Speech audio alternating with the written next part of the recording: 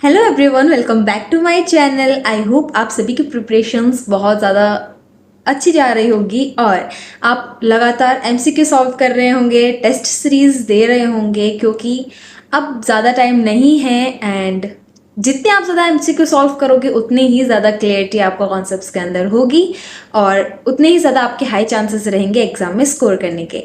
तो आज हम बात करेंगे कि अगर हम 23 डेज को अगर माइनस कर दे, अगस्त के जो पूरे 23 डेज हो गए उन्हें अगर हम माइनस कर दें तो आज से हमारे पास है केवल 64 डेज। तो 64 डेज में आप कैसे बिल्कुल अच्छी तरीके से कवर कर लेंगे हर एक चीज़ को, आपको कैसे पढ़ना है वो आज हम इस वीडियो में बात करेंगे। सबसे पहले हम बात करेंगे पेपर फर्स्ट की। जो पहले होगा वो होगा पेपर फर्स्ट, तो हम उसकी बात करते हैं। पेपर फर्स्ट की हम बात करें, पहले तो आप ये सुन लो कि अब आपके पास कोई भी टाइम नहीं है कि आप नोट्स बनाओ। तो आप इन नोट्स का तो दिमाग से निकाल देना कि आप नोट्स बना सकते हो। अब तो आपको क्या करना है, सिर्फ वन शॉट्स लेने हैं और जितने भी पीडीएफ के नोट्स भेज रखे हैं उन्हें सिर्फ प्रिंट आउट निकलवाने हैं बस। पेपर फर्स्ट में हम सबसे पहले बात करें रीजनिंग की। तो देखो, रीजनिंग का तो बहुत अच्छी तरीके से अब आप सभी को क्लियर हो गया होगा। मेरे टेलीग्राम चैनल पे आप ऑलरेडी जुड़ गए होंगे और जो रीजनिंग के एमसीक्यू मैं अपने टेलीग्राम चैनल पे भेजती हूँ वो ऋषि सर की जो बुक है ऑनलाइन उसी की ही भेजती हूँ। एंड तो आपको वो बुक ऑर्डर करने की ज़रूरत नहीं है क्योंकि वो सेम एमसीक्यूज की पीडीएफ मैं अपने टेलीग्राम चैनल पे भी भेज रही हूँ करंट में। और मैंने हाफ से ज़्यादा टॉपिक्स कवर कर लिए हैं, बाकी मैं रोज़ एक एक टॉपिक भेजती हूँ।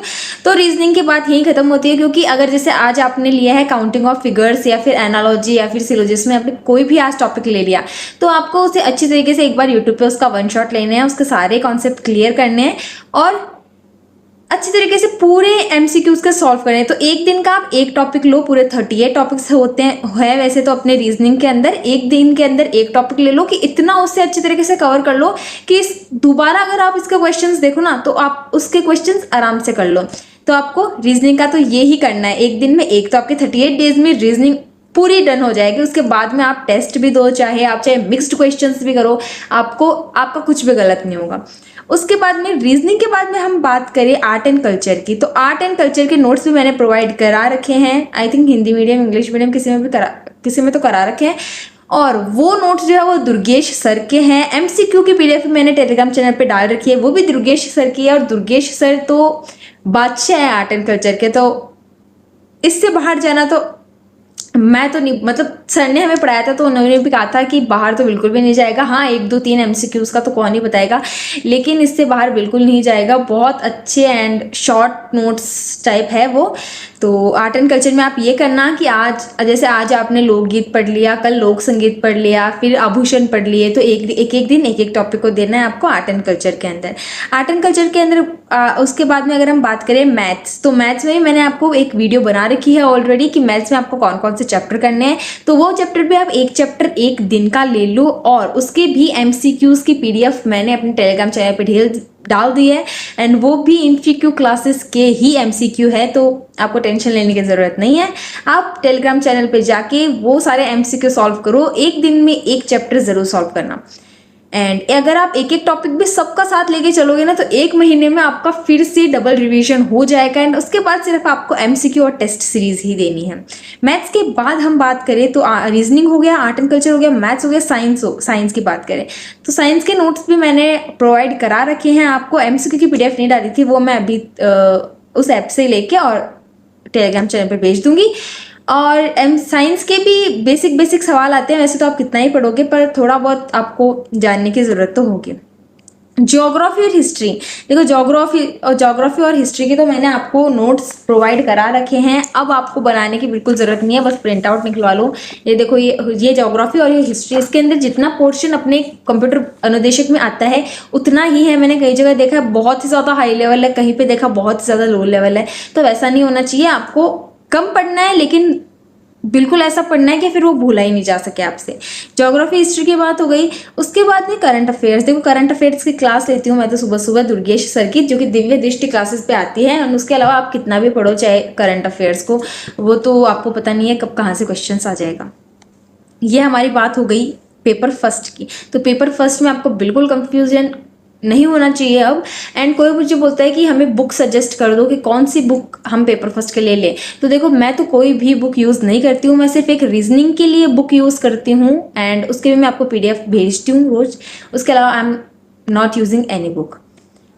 उसके बाद में हम बात करते हैं पेपर सेकंड। पेपर सेकंड हमारा कंप्यूटर का। तो देखो मेरे पास तो ये बुक है सिखवाल पब्लिकेशन एंड उस बुक को ही मैं यूज़ करती हूँ एंड उसके MCQ मैं सॉल्व करती हूँ। उसके अलावा मैं पाठशाला के जो यूट्यूब के वन शॉट्स है रिवीजन वाले वो भी मैं लेती हूँ, क्योंकि आई थिंक पाठशाला में जो संजय सर है उनका कंटेंट भी बहुत ज़्यादा अच्छा होता है, उनके MCQ भी बहुत ज़्यादा अच्छे होते हैं, तो मैं उनको भी ले लेती हूँ।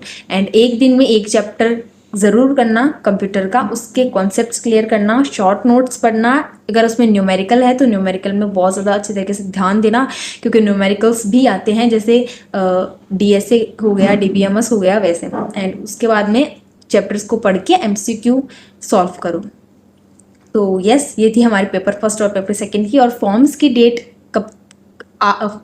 डेट आ गई थी 23rd, आई थिंक 25 मई को स्टार्ट हो गए थे और 23 जून तक फॉर्म्स रहेंगे।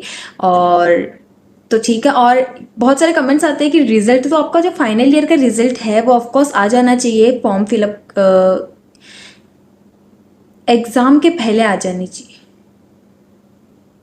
बहुत सारे कमेंट्स ये भी आए थे कि अगर हमारा रिजल्ट नहीं आया तो क्या हम फॉर्म फिल कर सकते हैं, तो आप नहीं कर सकते, क्योंकि फॉर्म में आप फाइनल ईयर पास्ड आउट होने चाहिए, उसके लिए आप ग्रेजुएट होने चाहिए उसके लिए, तो आपका एग्ज़ाम जो उसका रिजल्ट ज़रूरी है फाइनल ईयर का। ऐसे नहीं कि आपके एग्ज़ाम्स हो गए, सिर्फ एग्ज़ाम्स होने से आपका फॉर्म फिलअप नहीं होगा, उसका रिजल्ट भी फॉर्म्स में चाहिए होगा। तो यस, आज की वीडियो यहीं खत्म करते हैं। अगर आपको वीडियो पसंद आई है तो चैनल सब्सक्राइब करना मत भूलना और वीडियो को लाइक करना मत भूलना, और टेलीग्राम चैनल ज्वाइन कर, लिंक कमेंट सेक्शन में पिन्ड है। एंड उसके अलावा आपको अभी तक कोई भी क्वेरी है तो आप कमेंट कर सकते हो। बाकी रोज़ मैं जो 5-6 मिनट की वीडियो बनाती हूँ, तो आप लोग कमेंट करते हैं आपको इतना टाइम कहाँ से मिल जाता है कि आप अपनी पढ़ाई भी कर रहे हो और कंटेंट भी बना रहे हो। तो देखो, जो चीज़ें मुझे पसंद है आई थिंक मैं उसको अच्छे तरीके से टाइम दे सकती हूँ, मैं अपना टाइम अच्छे तरीके से मैनेज कर रही हूँ। और 5-6 मिनट में अभी मुझे बिल्कुल टाइम नहीं लगा है, 5-6 मिनट में मैंने वीडियो बना दिया और आप सभी के साथ मैंने इन्फॉर्मेशन शेयर कर दी है।